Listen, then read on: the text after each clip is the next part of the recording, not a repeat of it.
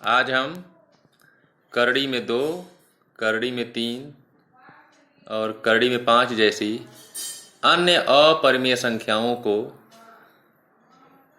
जांच करेंगे और यह बताएंगे कि यह क्यों अपरिमेय संख्या है। अर्थात इनके अपरिमेय होने को हम सिद्ध करेंगे। तो जो इसको सिद्ध करने का तरीका थोड़ा भिन्न है। अब तक जो हम सवाल सिद्ध करते रहे या हल करते रहे हैं, एक सेट तरीके से हल करते रहे हैं, कुछ एक लाइन में आगे बढ़े हैं और उसका उत्तर मिल गया है। इसको सिद्ध करने का जो तरीका है वह एक अलग तरह की थोड़ी मैथमेटिक्स है, जिसे हम मैथमेटिक्स ऑफ कंट्राडिक्शन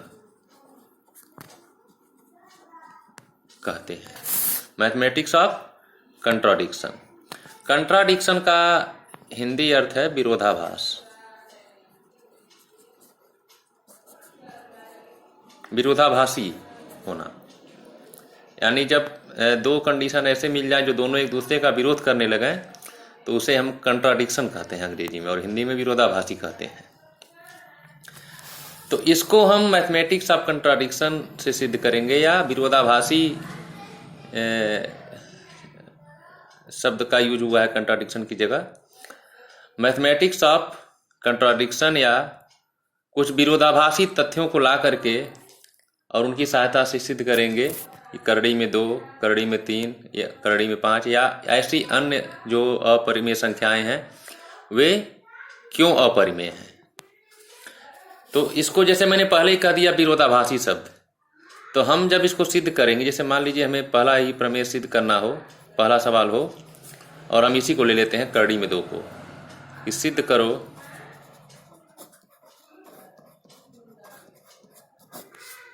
करड़ी में 2 एक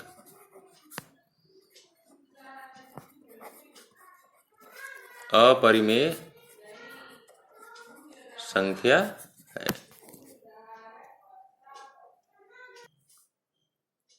जब परिमेय संख्या मान लिए इसको,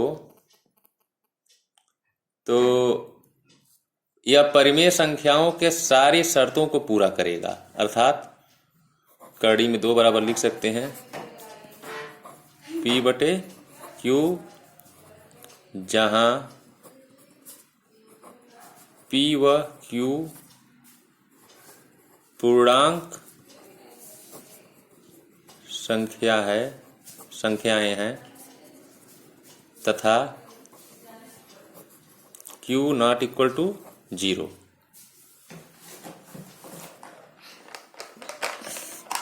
अब जैसे इसको हम स्टेटमेंट 1 मान लेंगे, पहला स्टेटमेंट। जैसे हम एक संख्या लिखते हैं 12/18, ये हमारा रफ वर्क है समझाने के लिए। 12/18 एक परिमेय संख्या है, और लेकिन यह अपने सरलतम रूप में नहीं है, एक थोड़ा कॉम्प्लेक्स रूप में है, क्योंकि इनके बीच एक उभयनिष्ठ गुणनखंड है 6। 12 और 18 के बीच एक उभयनिष्ठ गुणनखंड है 6, जिसको मैं लिख सकते हैं 2 × 6 बटे 3 × 6। 6 कट गया, हो गया 2/3। अर्थात 12/18 जो परिमेय संख्या है, इसका सरलतम परिमेय रूप होगा 2/3। इन दोनों में क्या अंतर है कि 12 और 18 में 1 के अलावा 6 उभयनिष्ठ गुणनखंड है। अर्थात 12 भी 6 से कट जाएगा और 18 भी 6 से पूरा कट जाएगा। लेकिन 2/3 में 2 और 3 ऐसे पूर्णांक हैं जिनमें 1 के अलावा और कोई उभयनिष्ठ गुणनखंड नहीं है। इस प्रकार चूंकि हमने P और Q को पूर्णांक संख्या मान लिया है, जहां P और Q पूर्णांक संख्याएं हैं, यह भी हो सकता है कि इनका कोई उभयनिष्ठ गुणनखंड न हो, और ये भी हो सकता है कि ये 12/18 जैसी कोई संख्या हो जिसमें कोई उभयनिष्ठ गुणनखंड भी हो। तो जैसे हम P/Q माने हैं, यहाँ ये परिमेय संख्या है, एक परिमेय संख्या मान लिए हैं, वैसे ही इसका एक सरलतम रूप भी मान लेते हैं। तो हम ऐसे लिखते हैं कि माना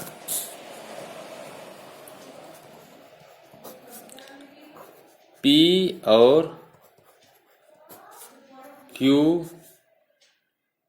के उभय निष्ठ गुणनखंडों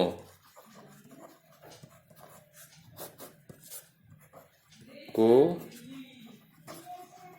निरस्त करने पर P/Q का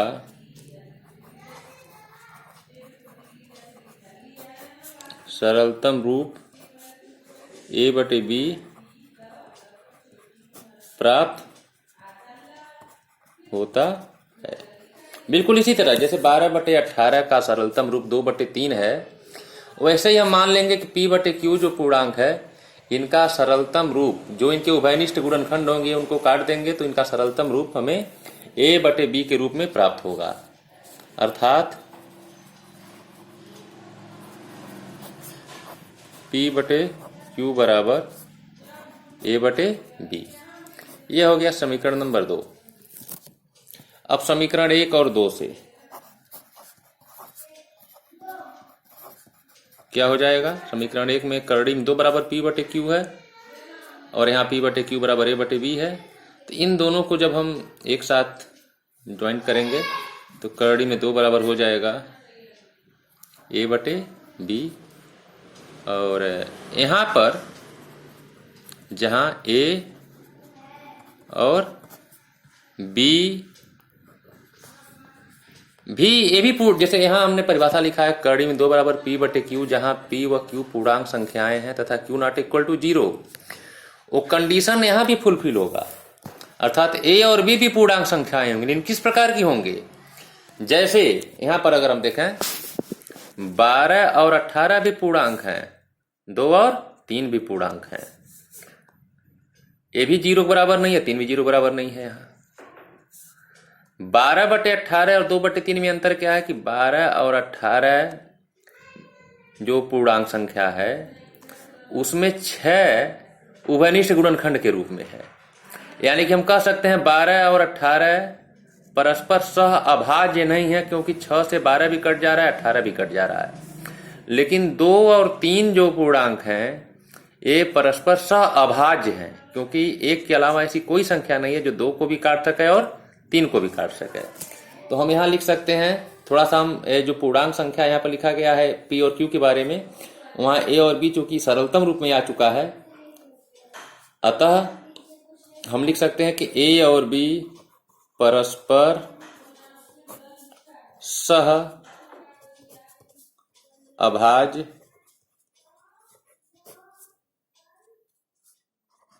पूर्णांक हैं तथा B≠0। अब हम यहाँ इसको समीकरण नंबर 3 मान लेते हैं और तिरछा गुणा करके थोड़ा हम कुछ विश्लेषण करते हैं। जैसे B का करड़ी में 2 में गुणा होगा तो करड़ी में 2B बराबर A हो गया।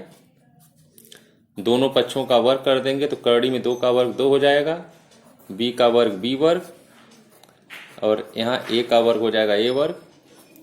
यहाँ से हम लिखेंगे B वर्ग बराबर A वर्ग बटे 2। अब यहाँ थोड़ा हम विचार करते हैं। B क्या है? B पूर्णांक है, तो B वर्ग क्या होगा? पूर्णांक का वर्ग भी पूर्णांक ही होता है, तो B वर्ग भी एक पूर्णांक होगा। अर्थात A²/2 बराबर एक पूर्णांक संख्या होगा। अब A²/2 एक पूर्णांक संख्या होगा, इससे निष्कर्ष निकलता है, यानी कि A² में 2 से भाग देने पर एक पूर्णांक संख्या प्राप्त हो रहा है। अर्थात A² 2 से विभाज्य है।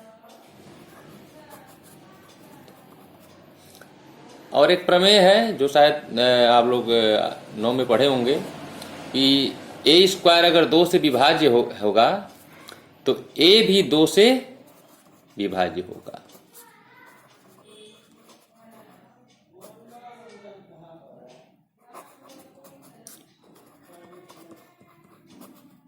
ए भी 2 से विभाज्य होगा। अब ए अगर 2 से विभाज्य होगा तो हम लिख सकते हैं a/2 बराबर पूर्णांक, अर्थात ए में हम अगर ए 2 से विभाज्य होगा तो ए में जब हम 2 से भाग देंगे तो कोई पूर्णांक संख्या हमें प्राप्त होगी। हमने मान लिया वह पूर्णांक c है, माना वह पूर्णांक c। हमने मान लिया कि a में 2 से भाग देंगे तो हमें c प्राप्त होगा। जैसे हमने 12 में 2 से भाग दिया 6 प्राप्त हुआ, 18 में 2 से भाग देंगे 9 प्राप्त होता है। वैसे ही हम a में 2 से भाग देते हैं, क्योंकि a यहाँ साबित कर चुके हैं कि a 2 से विभाज्य है और a कोई पूर्णांक संख्या, तो a में जब 2 से भाग देंगे तो हमको कोई न कोई पूर्णांक मिलेगा। हमने मान लिया पूर्णांक c है। अब हम लिख सकते हैं a/2 बराबर c या a बराबर 2c। यह हो जाएगा हमारा समीकरण नंबर 5। अब समीकरण 4 और समीकरण 5 लेने पर लिखेंगे समीकरण 4 व 5 से क्या हो जाएगा भाई, b² बराबर a²/2 है। a की जगह हम लिख देंगे 2c, तो 2c²/2 लिख देंगे, या b² बराबर हो जाएगा 2c² का मान हो जाएगा 4c² और बटे 2। यहां से हल करेंगे तो b² बराबर 2 दूना 4, 2c²। अब b² का मान आ गया 2c²। यहां थोड़ा आगे बढ़ेंगे हम।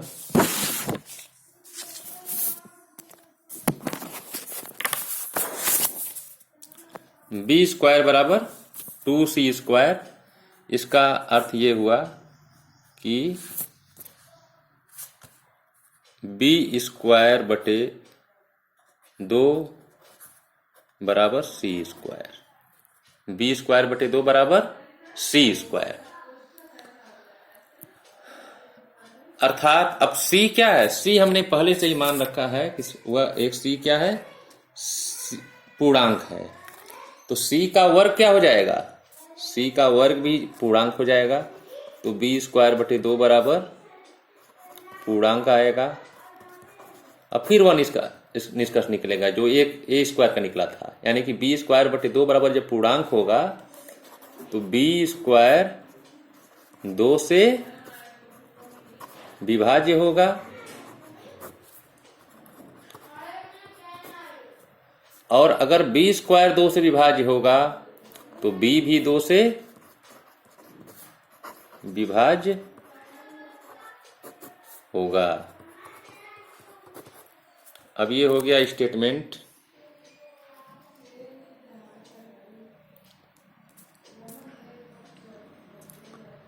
बी। और यहां पर जो हमने निष्कर्ष निकाला था कि a 2 से विभाज्य होगा, इसको हम स्टेटमेंट ए मान लेंगे। क्योंकि हम नंबरिंग नहीं कर पाए हैं, दिमाग से उतर गया था, इसलिए हम इसको ए और बी स्टेटमेंट मान लेंगे। अब हम इन दोनों स्टेटमेंटों को ध्यान से देखेंगे, स्टेटमेंट ए और स्टेटमेंट बी। यहां पर क्या है कि a 2 से विभाज्य होगा और इसमें आ गया है b 2 से विभाज्य होगा। अब लिखेंगे हम कथन a व b से। a और b को हम ज्वाइंट करेंगे कथन को कि a 2 से विभाज्य है और यहां पर b कथन में क्या कहा गया है कि b 2 से विभाज्य होगा। और a और b को जब ज्वाइंट करेंगे हम कि a 2 से विभाज्य है और b 2 से विभाज्य है, अर्थात a व b दोनों 2 से विभाज्य होगा।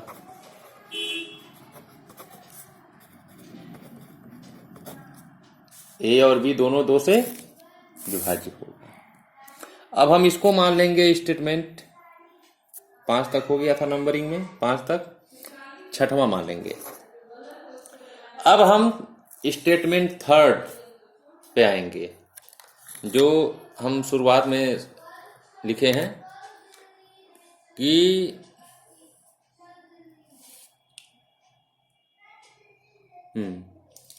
करड़ी में 2 बराबर a बटे b, यहाँ a और b परस्पर सहअभाज्य पूर्णांक है। सहअभाज्य का मतलब क्या होता है कि एक के अलावा ऐसी कोई संख्या नहीं है जिससे a और b दोनों कट जाएं या दोनों विभाजित होते हैं। और यहाँ पे क्या आ गया कि a और b दोनों 2 से विभाज्य होगा। अब इसके अनुसार a और b दोनों 2 से विभाज्य होगा, और इसी स्टेटमेंट के अनुसार कि a और b 2 से विभाज्य नहीं होगा, दोनों एक साथ नहीं होगा, या तो a होगा तो b नहीं, b होगा तो a नहीं। और जबकि इस कंडीशन के अनुसार क्या है कि a और b दोनों 2 से विभाज्य होगा। तो स्टेटमेंट थर्ड और स्टेटमेंट 6 फिर से देखो, स्टेटमेंट थर्ड से यह निष्कर्ष निकलता है कि a और b दोनों परस्पर सहअभाज्य हैं, तो दोनों एक के अलावा अन्य किसी भी संख्या से एक साथ नहीं कटेंगे। यानी कि अगर 2 या कोई भी संख्या, अगर हम 2 ही ले लें, तो अगर a 2 से कटेगा तो b नहीं कटेगा, और b कटेगा तो a नहीं कटेगा। लेकिन यहाँ पे क्या निष्कर्ष निकल गया कि a और b दोनों 2 से विभाज्य होंगे। तो हम थर्ड और इस प्रकार हम लिखेंगे, इस प्रकार थर्ड कथन, इस प्रकार कथन थर्ड व कथन 6 एक दूसरे का कंट्राडिक्शन है, अर्थात एक दूसरे का के विरोधाभासी हैं। मतलब एक साथ दोनों सत्य नहीं हो सकते कि a और b दोनों 2 से विभाजित भी हैं और दोनों परस्पर सहअभाज्य भी हैं। एक साथ ये दोनों कथन सत्य नहीं हो सकता। तो ये दोनों कथन कैसे हो गए? एक दूसरे के कंट्राडिक्टरी हो गए। अंग्रेजी में कंट्राडिक्टरी कहा जाता है, या कंट्राडिक्शन हो गए एक दूसरे के, और हिंदी में कहा जाएगा कि ये दोनों एक दूसरे के विरोधाभासी हो गए। जब ये दोनों विरोधाभासी हो गए, यानी कि गणित के तर्क के आधार पर दोनों एक साथ सत्य नहीं हो सकते, इसका मतलब क्या है कि जो हम कल्पना मान के चले थे कि माना करड़ी में 2 एक परिमेय संख्या है, और इसी से हम विश्लेषण करते हुए सारे जो भी तथ्य प्राप्त किए हैं, इसी कल्पना के आधार पर प्राप्त किए हैं कि करड़ी में 2 एक परिमेय संख्या है, और जो हम तथ्य प्राप्त किए उसमें से एक दूसरे के विरोधाभासी तथ्य प्राप्त हो गए लास्ट में। तो इस प्रकार हमारी कल्पना जो थी कि करड़ी में 2 एक परिमेय संख्या है, वह सही नहीं है। तो जो संख्या परिमेय नहीं होती है वह नेचुरली अपरिमेय होगी। तो हम लिखेंगे अतः करड़ी में 2 परिमेय संख्या नहीं है। करड़ी में 2 परिमेय संख्या नहीं है, अर्थात करड़ी में 2 एक अपरिमेय संख्या है।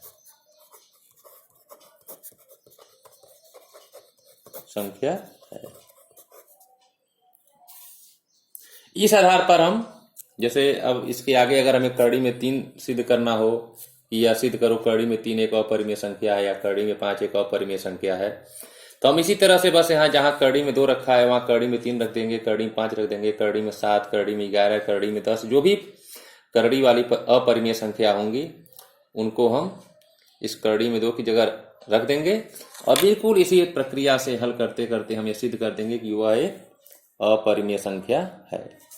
इस आधार पर जितने भी अन्य सवाल हैं एक्सरसाइज में उसको हम लोग लगाएंगे, और हम पहले अध्याय को यहीं समाप्त करेंगे। जिसमें अगर किसी को समस्या होगी तो वह अपना नाम और सवाल के साथ हमसे पूछ सकेगा।